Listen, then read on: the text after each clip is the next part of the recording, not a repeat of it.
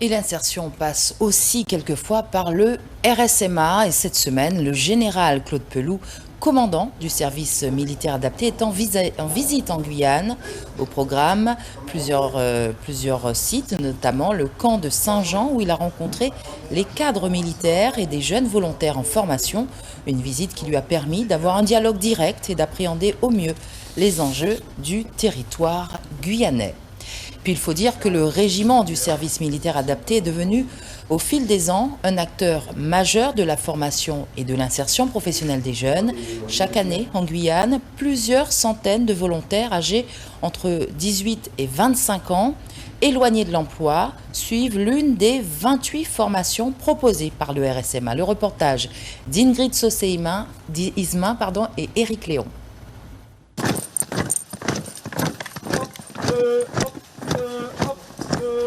Ces jeunes ne marchent pas tout à fait au pas. En fait, ces volontaires stagiaires débutent leur formation au régiment du service militaire adapté de Saint-Jean. Pendant un mois, ils apprennent le savoir-être. Donc c'est des choses où majoritairement les jeunes ont perdu un petit peu pied donc dans le monde civil. Donc quand ils arrivent chez nous, donc on leur apprend le respect de soi-même, le respect des autres. On les forme sur la partie militaire, donc avec tout ce qui est respect, tout ce qui est vie en collectivité, tout ce qui est cohésion. On leur donne un socle de base. Des fondations qui vont être renforcées dans ces salles de formation à l'acquisition des savoirs de base, dispensés par 5 professeurs détachés de l'éducation nationale. On avait x100, on décale de 2 crans, on a la virgule qui passe derrière le 1.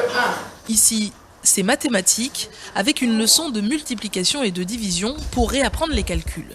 En fait, on est dans des séances qui correspondent un peu à un niveau CM1, CM2, donc cycle 3, vraiment de la remise à niveau de base en français et en maths.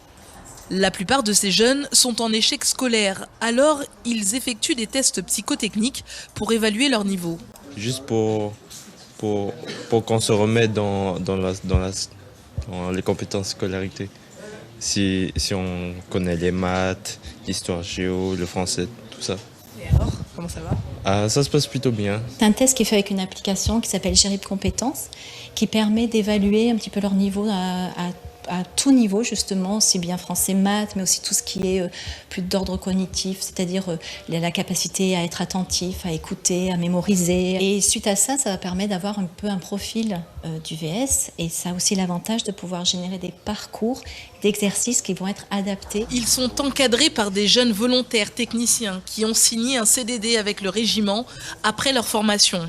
Comme Michael, au SMA depuis 8 mois, ce contrat lui permet d'acquérir de l'expérience professionnelle.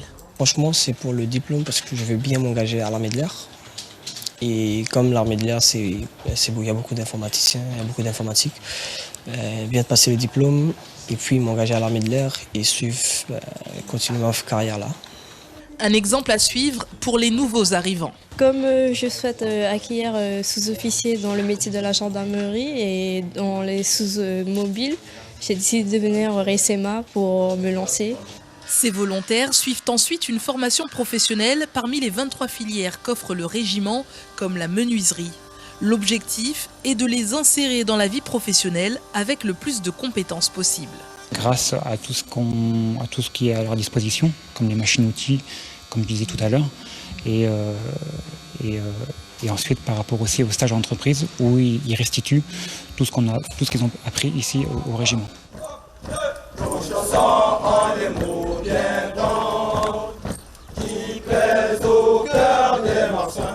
Le RSMA forme 800 jeunes par an, des valeurs qui permettent à 80% des jeunes de s'insérer sur le marché du travail. Mais il fait meilleur de s'entendre au clair écho des bois. Et pour aller plus loin, nous avons posé 3 questions au général Claude Pelou. C'est notre rubrique En savoir plus. Quelles sont les missions du SMA en Outre-mer ? Alors, 3 missions majeures pour le SMA Outre-mer. La première, et qui est historique, c'est concourir et aider le territoire à son développement socio-économique. Le second, mais qui est la mission principale à mes yeux, c'est de récupérer les jeunes les plus éloignés de l'emploi pour leur proposer une formation professionnelle et les insérer dans la vie socio-économique. Et enfin, parce que nous avons des moyens particuliers, c'est de participer au plan de secours, en particulier au moment des catastrophes naturelles. Quel est le public visé pour ces formations? Alors, le public visé, c'est celui qui est le plus éloigné de l'emploi.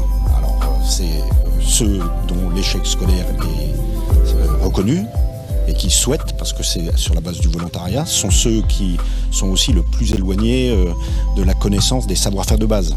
Donc, que l'on considère comme des illettrés, mais pour lesquels ils ont eu des connaissances qu'ils ont perdues parce qu'ils n'ont pas pratiqué et qu'il convient de remettre à niveau pour aller à l'emploi.